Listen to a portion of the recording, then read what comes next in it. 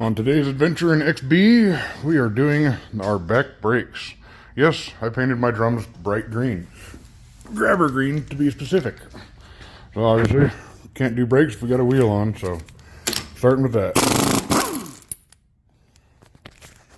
Lug nuts are off, wheels off, and sometimes the drums come right off, sometimes they don't. In this case, they don't. So when they don't come off, grab your trusty hammer, and hopefully you have good aim. Get it in between the lug nuts.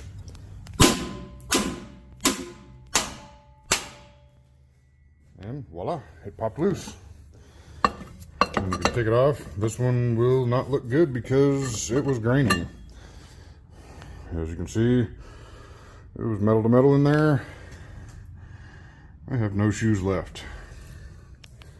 Oh, there's a very thin layer on the rear shoe still, but that's why I got new drums, new hardware, new wheel cylinders. They may or may not be leaking.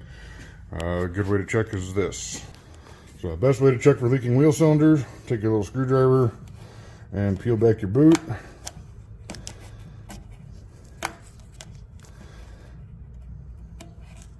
And see if any liquid comes out. No liquid on this one. You always want to check both sides of it, because one side could be leaking and the other side can't, or won't be. So this side got no liquid in there either. But I already bought the kit from Rock Auto that had everything, including the wheel cylinders and hardware. So now to start taking it apart. And to take it apart, you'll need one of these. Works to remove these. You see it's got a slight conical shape to it with some teeth on it. If it focuses here, which it's not. So, yeah, kind of. See there's some teeth on there. You'll have to use both hands, and you just push in, give it a quarter turn, because this pin in the center has a swedged end that needs to fit through this slot here. So you give it a push it in, give it a quarter turn, it comes right off of there. And this spring here, you'll have to use vice grips. They may make a special tool for it, but I find vice grips work best. You got to get a good tight grip on here and pull the spring so it can come out of here, take it off of this side. So now I've got both those springs off. You can kind of see here, it's got the little slot in there, and when you turn it sideways, it locks the pin in. And this is the pin here. You can see it's round with a flat end on it. And since I got hardware, I'll be taking these pins out. Normally I'd just leave them in because I'd be reusing them, but I got the hardware for everything, so keeping them in. Got that spring released. You can see where I grabbed it with the vice grips. It takes two hands, so I had to stop recording while doing that. And then you got a spring here on the bottom. Again, I got hardware, so I won't need any of this. I will keep it as a visual reference for reassembly. Left and right are different. I am only going to be showing the left side, but they are pretty much the same as far as disassembly and assembly. So take the old and toss it on the ground.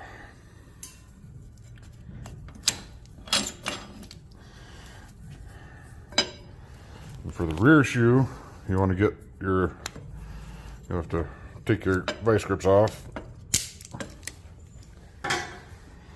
You want to get your adjuster out of there, which you gotta have it like this so you can get the adjuster out, because it holds on that lever there. You see the lever. Get your spring out, and then this is going to take two hands, but I'll show you what I'll be doing. I got to remove this clip. The way I usually do it is I stick a screwdriver in between this little gap here and get it to spread out. And then I can pry it off of there, because this piece stays on the car, and I just need to get the brake shoe off. And with both shoes off and all the other hardware out of the way, this is what you should have. You can give your wheel bearing a spin, see if it's noisy. Mine's good. It's a little stiff, but not noisy. Should be fine. And next we're going to move on to removing the wheel cylinder. And to do that, you'll want to break this nut loose here for your brake line. If you live in the northeast, you may have a rusty issue. I live in the northwest, so we don't have a whole lot of rust. So you'll remove this nut first, because if you don't, it'll just twist the line when you're trying to remove the nut if you take this bolt out first. This bolt is the only bolt that holds in the wheel cylinder. So we'll get this nut broken loose, and we'll get this bolt taken out, and the wheel cylinder will come right off. We'll get the new one in. So this tube nut is a 10 millimeter, and you can use tubing wrenches, which this is a tubing wrench. It's the tubing wrench on this end. It's open on this end, but it's extra wide here, so the head of it doesn't flex. It's really nice, but they're made by Snap-on, so not cheap. So what I do is I just loosen it up first, and then I will take this bolt out, which is also a 10 millimeter, before taking that line the rest of the way up.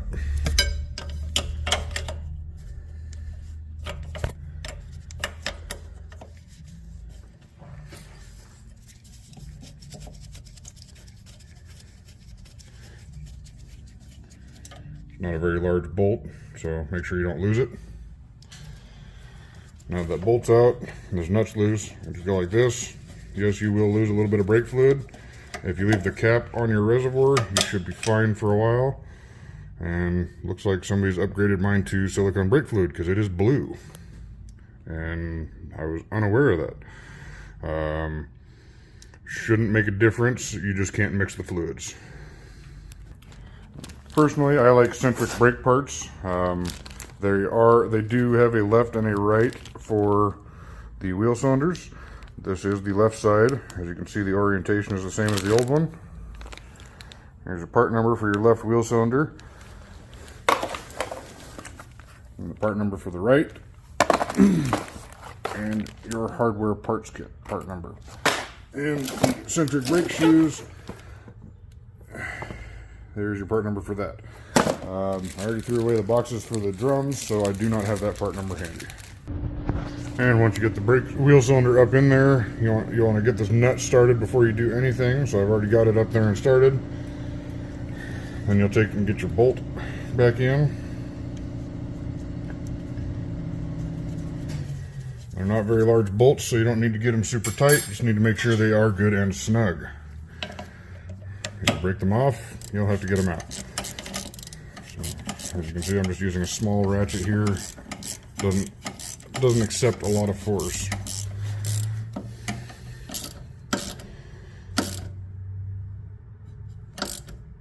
Good and snug. And then we'll get that line tightened up the rest of the way.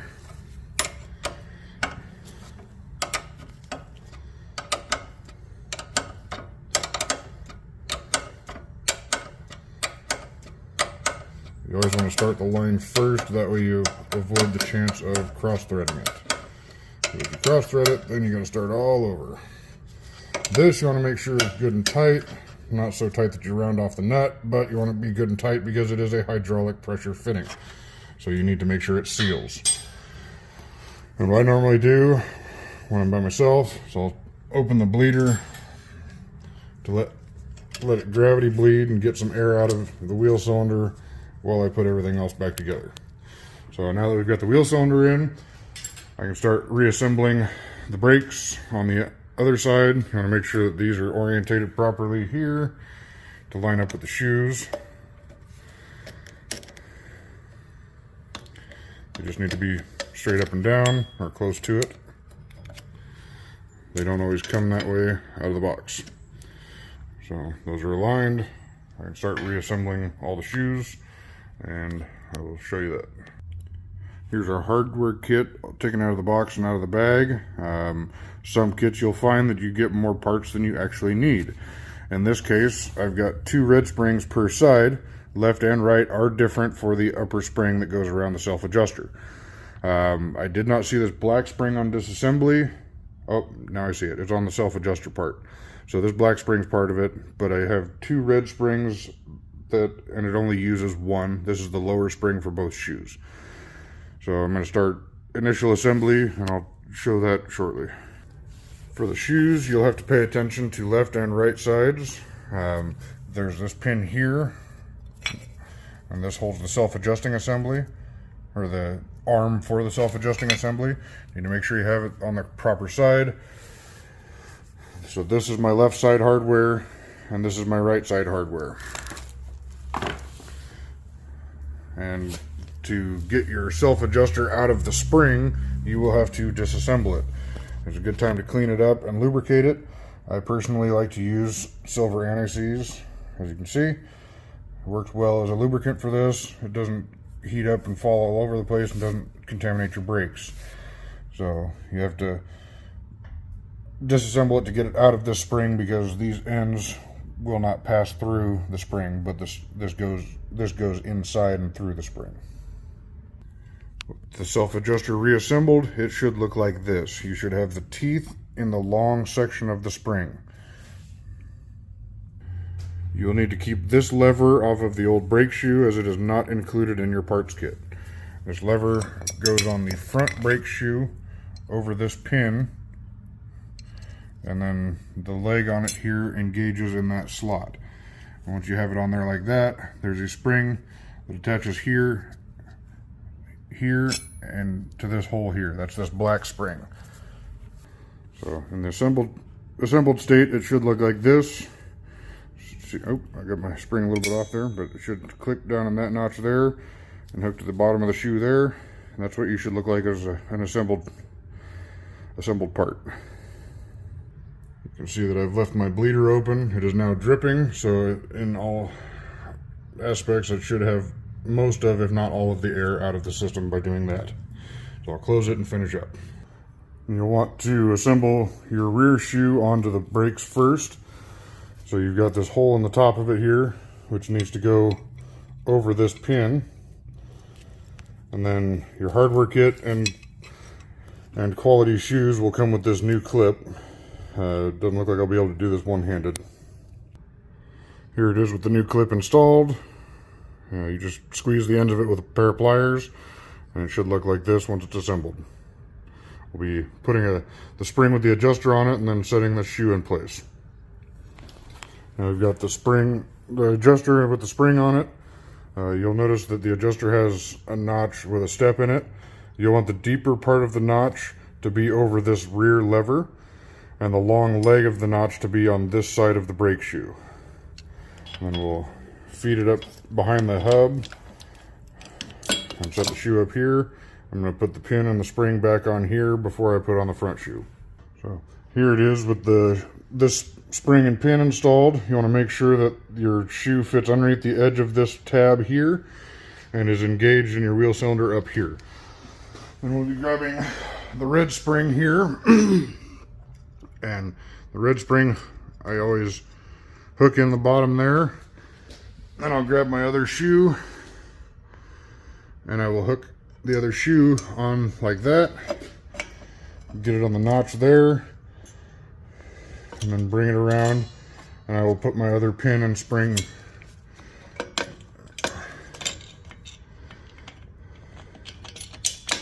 in right here. So I'll get that put on. Got the other pin and spring on. Next, you want to make sure that your self-adjuster is in the notch on the other shoe, and I will give it a little push. All right, I've squeezed the shoes together to make sure that the adjuster is engaged in both ends. I need to get this spring and hook it in this hole here, and these will be assembled. All right, that is the full assembly of the left rear brake on a Scion XB, first generation. Mine just happens to be a 2004. Once you have that all done, you'll kind of want to make sure that you have your shoes centered front to back on the wheel cylinder, because it makes it a lot easier to get the drum on. Most of your new drums will come with a anti-corrosion coating that is very oily and kind of sticky. You want to make sure you clean that off with brake clean and a rag before putting your brakes together, otherwise you will not have very good brakes. So now that everything's all assembled, slide the drum on. Probably gonna take two hands. And we've got our drum back on, and we are done with brakes.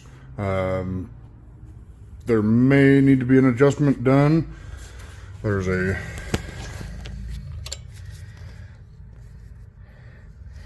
rubber plug right here. You can see it's just below and to the front of the wheel cylinder. You'll remove this plug, and you can stick a screwdriver through the back and adjust that star wheel to improve your brake adjustment.